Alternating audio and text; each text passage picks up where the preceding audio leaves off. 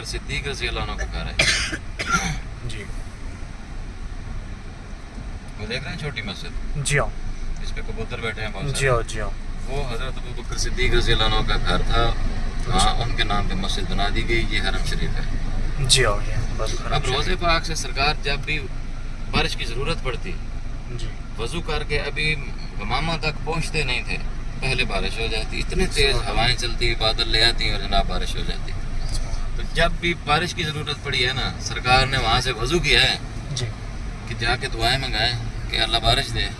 ابھی پورا پہنچ نہیں پاتے تھے اور بارش ہو جاتی تھی. کیونکہ اللہ تو نیتوں کو جانتا ہے کہ نبی کے دل میں کیا خواہش ہے. عثمان غنی رضی اللہ عنہ کی مسجد جی یہ الٹے ہاتھ والی. یہاں پہ حضرت عثمان غنی رضی اللہ عنہ کا گھر تھا. اب آپ کو پتہ ہے کہ ذوالنورین اس کو کیوں کہا جاتا ہے مسجد کو؟ یہ تو گھر تھا نا پہلے. ذوالنورین دو نوروں والی. حضور پاک صلی اللہ علیہ وسلم کی دو بیٹیاں ان کے نکاح میں تھیں رقیہ ام کلثوم. اب ایک فوت ہو گئی تو دوسری یہ کے بعد ایک ان کے نکاح میں دے دی گئی. سرکار کی دو بیٹیاں دو نور جی اس گھر میں آئے اور اس لیے اس گھر کو بھی کہتے تھے دو نوروں والا. اور مسجد بنا دی گئی اس کو بھی کہتے ہیں دو نوروں والی یعنی ذوالنورین. اب بند ہے ویران ہے. اس میں بھی کوئی نماز کوئی اذان نہیں ہوتی. پکی لاک ہے. کسی نے بنوا کر نام دے دیا تھا جیسے ہم پاکستان انڈیا میں مساجد قائم کرتے ہیں تو صحابہ کا نام دے دیتے ہیں.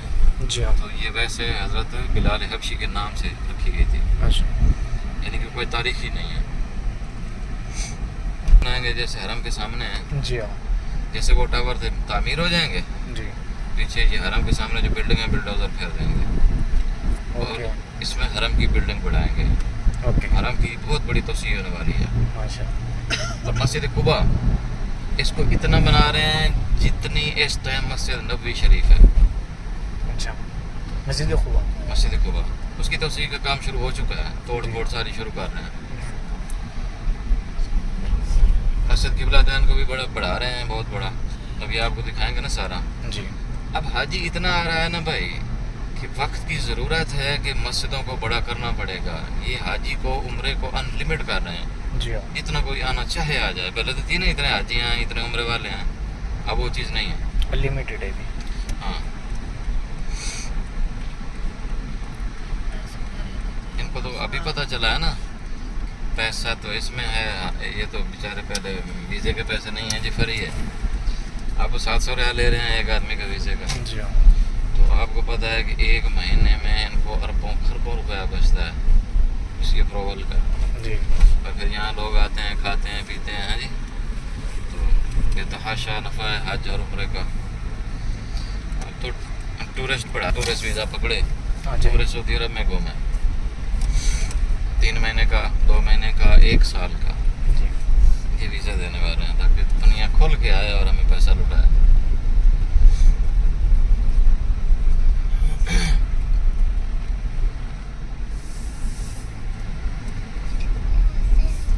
ایک دفعہ جی نبی پاک صلی اللہ علیہ وسلم کسی جنگ سے واپس ہوئے. لڑائی ہوئی بڑی. صحابہ جو تھے وہ بڑے زخمی تھے. تلواروں کے تیروں کے نشان تھے. بڑے گہرے زخم تھے. تو جب سرکار کی نگاہ پڑتی ہے نا اس جگہ پہ ریسٹ کر رہے تھے بیٹھے تھے. جی جی جس کو دیکھتے ہیں وہ زخمی ہے. سرکار اٹھے اور مٹی اٹھائی. مٹی جہاں بیٹھے تھے جی مٹی اٹھائی اور صحابہ سے کہتے ہیں کہ زخموں کے اوپر دھولو. یوں جی مٹی دھولی تو زخم یوں اڑے جیسے تھے ہی نہیں. ختم ہو گئے. اس کو کہتے ہیں خاک شفا تراب مدینہ. حاجی لوگ بڑی مٹی لے کر جاتے تھے پہلے شاپر بھر بھر کے مدینہ کی مٹی. اور وہ مٹی بھی ایسی خاص ہوتی کہ آپ اس کو کھاؤ نا تو مٹی نہیں لگتی تھی. ہم نے بھی کھائی ہے. آپ نے دیکھا ہے بچے جو چھوٹی کلاسوں میں ہوتے ہیں نا تختی لکھتے تھے پھٹی. جی اس کو ہم ایک گاچی ہوتی تھی اس کے بعد پوچا دیتے تھے. جی اس کلر کی ہوتی کھاؤ مٹی بھی نہیں لگتی تھی. یہ جو ہے نا ان کے بھی کچھ کام نرالے. یہ کہتے بھائی وہ ضرور شفا تو ملی تھی لیکن وہ نبی پاک صلی اللہ علیہ وسلم کے ہاتھ میں شفا تھی. مٹی کا کمال نہیں ہے. آپ مٹی کے پیچھے پڑے ہو کھاتے ہو زخموں پر لگاتے ہو، یہ شرک ہے، بدعت ہے، باز آ جاؤ. جب بندے باز نہیں آئے، انہوں نے وہ کھڈے پور دیا، اس کے اوپر نہ گٹر چھوڑ دیا تاکہ لوگ مٹی لے کر نہ کھائیں. بہت بڑی بدعت سمجھتے ہیں مٹی کو کھانا یا زخموں پر لگانا. لوگ آج بھی لے کے جاتے ہیں، حالانکہ گٹر چھوڑا ہوا ہے یہاں پہ. خاک شفا تراب مدینہ.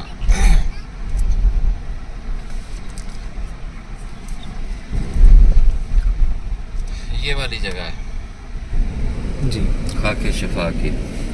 اچھا اس میں عجیب و غریب مٹی ہوتی تھی، اس میں خوشبو آتی تھی اس مٹی سے. اچھا اب انہوں نے ظالموں نے یہ ہیں بڑی بگڑی ہوئی قوم، بھائی آپ اس کے اوپر باؤنڈری کر دو، دیوار بنا دو. نبی پاک صلی اللہ علیہ وسلم سے اس کے اوپر گٹر چھوڑنا بہت ہی نامناسبت ہے، جی لیکن انہوں نے اس کو محفوظ نہیں رکھا. جی کیوں؟ کہ واقعی یہ نجدی وہابی ایسے ہیں کہ اللہ کے سوا ان کی کسی چیز پہ نگاہ ہی نہیں جچتی. تو ہمیں تو یہ آج کیا قیامت تک پتہ ہے کہ یار نبی پاک صلی اللہ علیہ وسلم نے اٹھا کر دی تھی کہ مٹی زخموں پر لگاؤ اور یہ شفا ملی اور یہ شفا ہے. ان کے عقیدے میں کچھ نہیں ہے، ان کو اس چیز کا پتہ نہیں. اب ہمارا جو سٹی ہے نا پنجاب ملتان میں، جی ملتان میں بھائی مٹی آتی ہے پوری دنیا میں، ملتانی مٹی. ملتانی ہاں دلہن کو تیار کیا جاتا ہے. جی ہاں اب وہ اگر یار ملتان ہے، ملتانی مٹی، اس کو کیوں اہمیت دی گئی؟ کیونکہ اتنے اولیاء کرام، انبیاء کرام اور سارے انہوں ٹیمیں بھیجی تھی وہاں پہ، ملتان تک گئی، ان کو فتح کیا. اور اتنے بزرگان دین ہیں نا ملتان میں. آپ سن لیں، آپ شاید سنا ہوگا حضرت بہاؤالدین ذکریہ، شاہ شمس تبریز، شاہ رکن عالم، یہ بہت بڑی ہستیاں تھیں، کمالات تھے. اب ان کے شہر کی مٹی بکتی ہے پوری آل ورلڈ دنیا میں. دلہن تیار ہوتی ہے جی ملتانی مٹی چاہیے. اور یہ خاک شفا جس کے ہمارے نبی کا ہاتھ لگا ہے، اس کو انہوں نے بند کر رکھا. یہ ظلم ہے. یہ ہماری جناب نیکسٹ تجارت ہے، بڑی اہم ترین. یہ کنواں ہے، چالو ہے، آپ اس کا پانی پئیں گے اور یہ جنت کا کنواں ہے. اس کا جنت کا اندر جائیں گے نا، میں آپ کو بتاتا ہوں کہ اس پہ لکھا ہوا ہے بیر الجنہ. جی نبی پاک صلی اللہ علیہ وسلم نے یہ کنواں کھدوایا تھا. اچھا جب پانی نکلا نا جی 3 مہینے کے بعد، تو یہ زہریلا تھا، اچھا پینے کے قابل نہیں تھا. جی صحابہ پریشان ہو گیا کہ ہماری تو محنت ضائع ہو گئی. 3 مہینے ہم نے محنت کی ہے، پتھر توڑ توڑ کے ہم نے کمپلیٹ کیا جی اور پانی زہریلا نکلا. اب کیا کریں؟ سرکار کنویں پہ تشریف لائے، اس میں اپنی لوا پہ دہن ڈالی، تھوک مبارک، پانی میٹھا ہو گیا. اور پھر حضرت علی سے وصیت کی کہ جب میں اس دنیا سے رخصت ہو جاؤں تو اس کنویں کے پانی سے مجھے غسل دینا. اچھا تو 2 مشکوں میں پانی بھر کر لے گئے تھے اور نبی پاک صلی اللہ علیہ وسلم کو غسل دیا گیا تھا. اس کو بیر جنہ بھی کہا جاتا ہے. وہ لٹریچر دیکھا ہے سامنے لکھا ہوا ہے، جی ہاں عربی میں، انگلش میں. آپ اس کی پکچر لے لیں گے نا تو آپ وہ انگلش میں بھی اس میں بھی کنورٹ کر کے دیکھ سکتے ہیں کہ اس میں کیا لکھا ہے. بیر الجنہ، جنت کا کنواں. آپ اترے، بوتل ہے ٹھیک ہے، نہیں ہے تو یہ بوتلیں بیچ رہے ہیں. یہاں سے لیں گے، لیڈیز کی بکری سائڈ ہے، عورتوں کی الگ ہے، ٹھیک ہے. تو یہاں سے ہم پانی بھر کے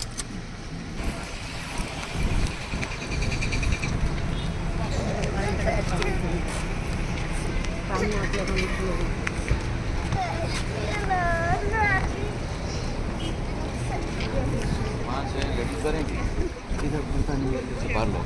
یہ مجھے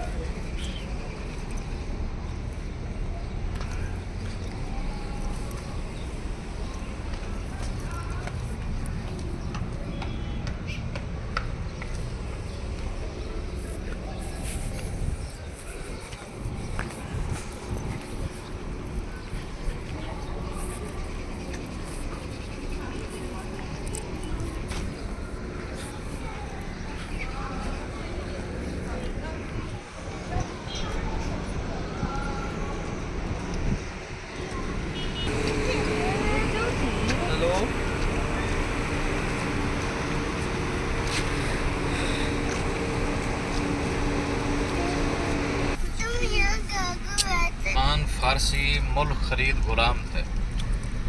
اچھا. جب انہوں نے اسلام قبول کیا نا, جی. مسلمان ہو گئے, تو واپس گیا, یہودی سے کہا کہ مجھے چھوڑ دو, آزاد کر دو, میں مسلمان ہو چکا ہوں, لہٰذا میں آپ کے پاس کام نہیں کروں گا. اچھا. کوئی شرط ہے تو بتا دو. اب وہ سمجھ گیا کہ یہ مسلمان ہو گیا, کام تو کرے گا نہیں, اس کو ایسا پنگا ڈالوں کہ یہ ساری زندگی ادھر ہی رہ جائے. جی جی. کہا 300 کھجوروں کے درخت لگا دو, جب یہ درخت بڑے ہو جائیں گے, پھل دینا شروع کریں گے, تو میں چھوڑ دوں گا. اب یہ شرط تو بڑی بھاری تھی. جی. سرکار کے پاس گئے, رو پڑے, کہتے ہیں آقا یہودی نے یہ شرط رکھی ہے, میں دین سیکھنا چاہتا ہوں, پتہ نہیں کب موت آ جائے, میری جان چھڑواؤ اس سے. سرکار نے 300 کھجوروں کی گٹھلیاں منگوائیں. اچھا. گٹھلی منگوائیں, کھڈے مروائے اور اپنے ہاتھ مبارک سے لگا دیں. اچھا. رات رات کو سو گئے, یہودی نے گٹھلیوں میں ہاتھ مار کے کھڈوں میں نا ساری جی جی. گیا, کھجور توڑ کے کھائی, اس میں گٹھلی نہیں تھی, تو 8-10 کھجوریں توڑی اور بھاگا سیدھا سرکار کے پاس. کہتے ہیں آقا نعوذ باللہ آپ جادوگر ہو. اب یہ نہیں بتا رہا کہ میں نے گٹھلیاں نکالی تھی. کہتا ہے اس میں گٹھلی کیوں نہیں ہے, کھجور تو آپ نے جادو کے اثر سے بڑھا دی, جی. اس میں گٹھلی نہیں ہے. تو آپ نے فرمایا کہ رات کو اگر آپ گٹھلیاں نہ نکالتے تو اس میں گٹھلی بھی ہوتی. اب فوراً قدموں میں گر گیا کہ یہ اللہ کا سچا نبی ہے, اس کا دین, اس کا رب سچا ہے, ہم جھوٹے ہیں, غلط. قدموں میں گر گیا, مسلمان ہو گیا. باغ حضرت سلمان فارسی کے حوالے کیا اور انہیں چھوڑ دیا, آزاد کر دیا.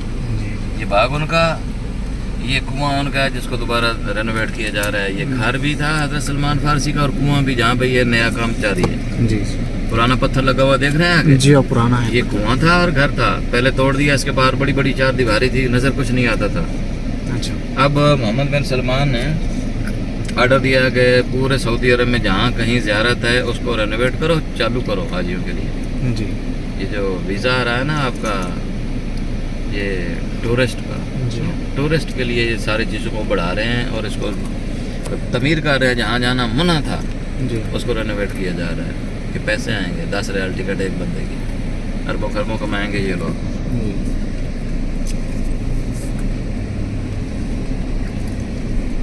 وہی کہ یہاں آنا شرک ہے, لوگ سجدے کرتے ہیں, بوسے لیتے ہیں, الٹا سیدھا کام ہے, یہاں نہیں آنا, بھاگو. پکاتے تھے, اب خود کھو رہے ہیں پیسے کے لالچ میں. یہاں بھی ٹکٹ لگے گی اس کنویں پہ, 10-12 جاتے ہیں جہاں مدینے میں, جس پر ٹکٹ لگنی ہے اس میں یہ بھی شامل ہے, اور وہ حضرت سلمان فارسی کے گھر اور کنواں بھی.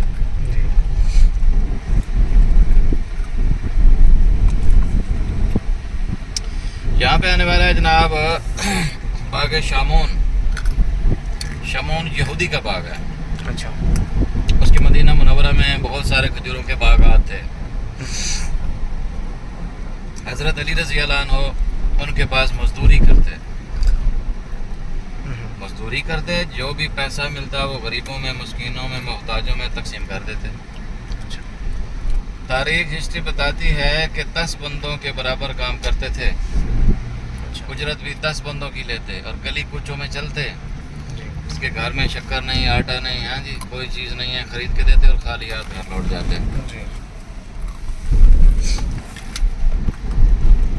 یہ باغ شمون ہے, یہ والا. اب تو خیر گورنمنٹ کے قبضے میں ہے, محکمہ اوقاف کے پاس ہے باغ. اب یہاں یہودی تو نہیں ہے لیکن نام اسی کا چل رہا ہے, باغ شمون, کیونکہ ہسٹری تاریخ ہے کہ حضرت علی نے یہاں مزدوری کی ہے, اتنی بڑی ہستی تھی, اور اپنے ہاتھ کی کمائی, حلال کی کمائی غریبوں کو دیتے تھے. یہ باغ شامون کے نام سے مشہور ہے.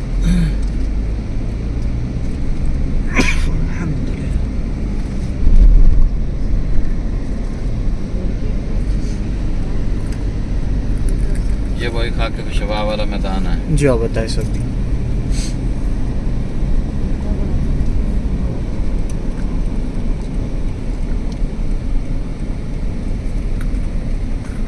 یہ پہنچیں گے, یہ ہیں انشورنس والے. انشورنس. اچھا.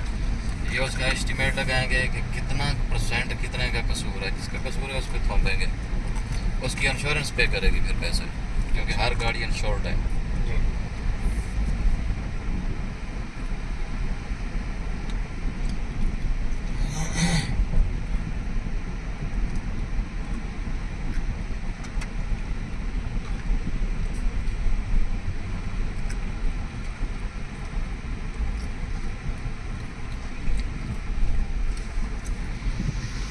یہاں پہ بھائی ایک جگہ ہے جس کو ہم کہتے ہیں استقبالیہ. استقبالیہ یہ ہے کہ جب سرکار مکہ سے ہجرت کر کے مدینہ میں داخل ہوئے 3 دن سے لوگ یہاں انتظار میں تھے اس جگہ. 3 دن سے کہ نبی پاک صلی اللہ علیہ وسلم مکہ سے ہجرت کر کے مدینہ پہنچنے والے ہیں. تو بنو نجار قبیلہ آباد تھا یہاں. آپ کی شان میں ایک ترانہ لکھا ہوا تھا طلع البدر علینا وجب الشکر علینا, آپ نے سنا ہوگا. یہ ترانہ گایا, تفلیح بجائی اور سرکار کا استقبال کیا. جی. اب یہاں سے سب نے کہا کہ میرے گھر چلو میرے گھر چلو. تو حضرت ابو ایوب انصاری جو تھے سب سے ناامید ہو کر آئے تھے. جسے سارے کہہ رہے تھے آ کے میرے گھر چلو. آپ نے فرمایا ایسے نہیں, میری اٹھنے کی رسیاں مہاریں چھوڑ دو. یہ جہاں جا کر بیٹھے گی میں وہیں قیام کروں گا. اٹھنے پہ فیصلہ چھوڑ دیا تو اٹھنے چلتی ہوئی سیدھا گئی اور حضرت ابو ایوب انصاری کے دروازے میں بیٹھ گئی. اللہ نے اس کو حکم دیا کہ روتے روتے آیا ہے یہ, اس کو پتہ ہے محبت تو سب سے زیادہ وہ رکھنے والا تھا. اس کے گھر میں سرکار پہلے دن مہمان ہوئے تھے. اس کو ہم استقبالیہ کہتے ہیں. انہوں نے اس جگہ کو توڑ دیا. یہاں کسی ٹائم مسجد تھی جس کا نام تھا مسجد سنیت الوداع. جی. یہاں پر ہی تھی, اسی جگہ پہ تھی. اچھا. مسئلہ یہ ہوا کہ وہ یہاں پہ لوگ کھڑے رہتے سارا دن, تفریح پہ جاتے, ترانہ گاتے وہ کہ ہم جس سرکار کے استقبال پہ آئے ہیں. مولوی اسی سے بڑی چیڑ کھاتے تھے.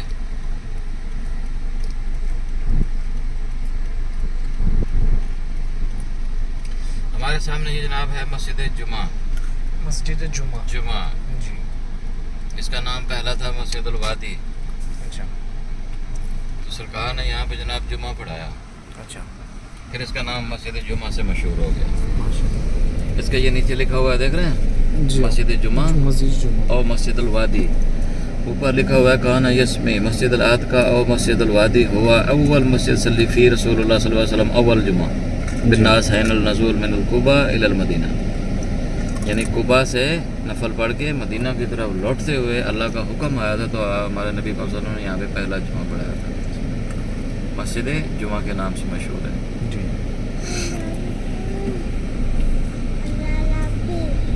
اب ہم جا رہے ہیں مسجد قبا, جہاں پر جب سرکار ہجرت کر کے مدینہ آئے تھے جی تو مسجد قبا کے ساتھ ہی وہاں بھی سرکار کا پہلا استقبال کیا گیا تھا. یہاں پہ دوسرا اور تیسرا استقبال حضرت ابو ایوب انصاری کے دروازے پہ کیا گیا تھا. وہاں بھی لوگ بڑے جمع تھے. جی. تو پہلا استقبال مسجد قبا کے ساتھ گھر تھا حضرت کلثم بن حدم کا. استقبال کیا انہوں نے, سرکار کو رات وہاں رکنا پڑا. رات کو اللہ کا حکم آ گیا کہ پیارے نبی یہاں پہ تقویٰ کی بنیاد پر ایک اسلام کی پہلی مسجد تعمیر کروائیں. تو یہ پہلی مسجد 3-4 روز میں کچی پکی مسجد تعمیر ہو گئی. پہلی نماز پڑھی تو ایک صحابی کہتا ہے آقا مکہ میں تو ہم ڈیلی طواف کرتے تھے, عمرہ کرتے, بہت بڑا اجر ملتا, مدینے میں تو ایسی کوئی چیز نہیں ہے. تو سرکار خاموش ہو جاتے اور اللہ کا حکم آ جاتا.